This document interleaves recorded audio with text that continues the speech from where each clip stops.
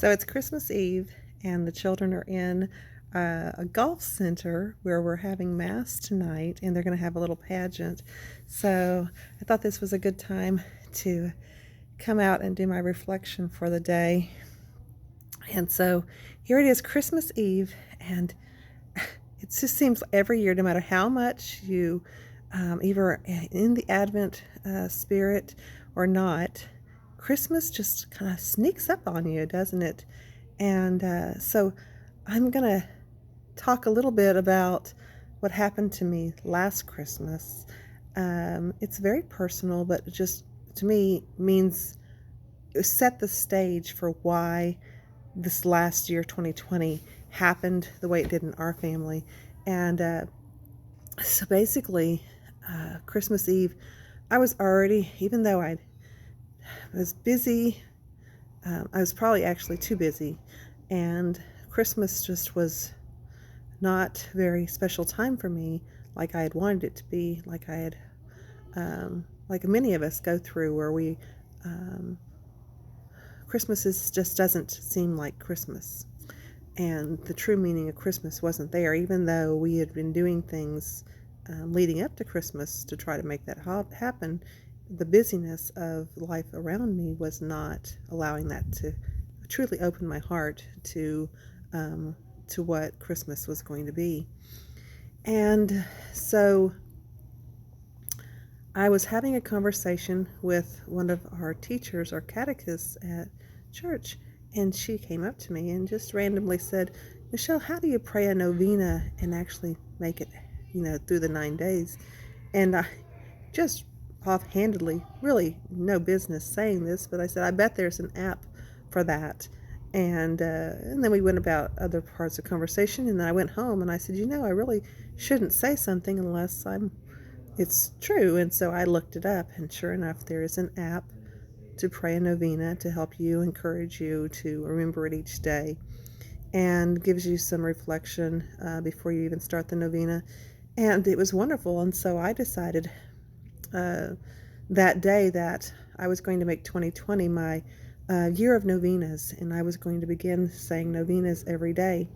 So this was like right before Christmas that this happened, and then Christmas came, and still just in this kind of humdrum attitude, and I realized that I wasn't even really celebrating Christmas. In fact, I left on a trip with a friend of mine, which was unheard of in our house. Like Christmas, the 12 days of Christmas are really more about spending time as a family, and I really just kind of ditched my family and went on this road trip.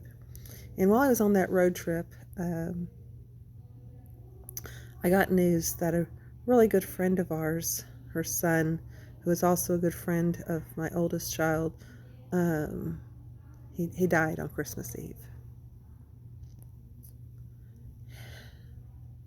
Even now, a year later, it just really hits me so hard that we take for granted people, we take for granted our time, and I just really just became very emotional about the whole thing, and raced home, and the children who could went with me to the funeral, which was a second road trip in just a few days, and got to that funeral, and I just remember my friend Myra telling me about Josh and how he passed, and he, right up to the very last moment, was giving his all to God, and he had just finished reading the Christmas story to his family and had gone up to rest before the rest of their evening, and passed away. And then going to the funeral, wonderful pastor, I think so highly of him, Pastor Livingston, talked about his impact on all of our lives, and even though he was young, just how we need to live more like Josh did. And just really to me set the stage. The conversation with my friend about the novenas, and then hear this young life just ending so suddenly. And then the January 1st came, and I was determined that I would indeed celebrate prayer in a special way throughout 2020. And it's changed my life. Those two things, and then being open to change, changed my life and for the better.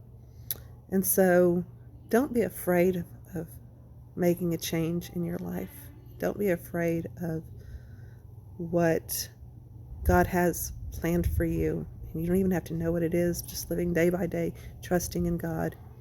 So as we enter now into the Christmas season, consider how God is changing you, and for the better, for 2021 that's coming up so quickly.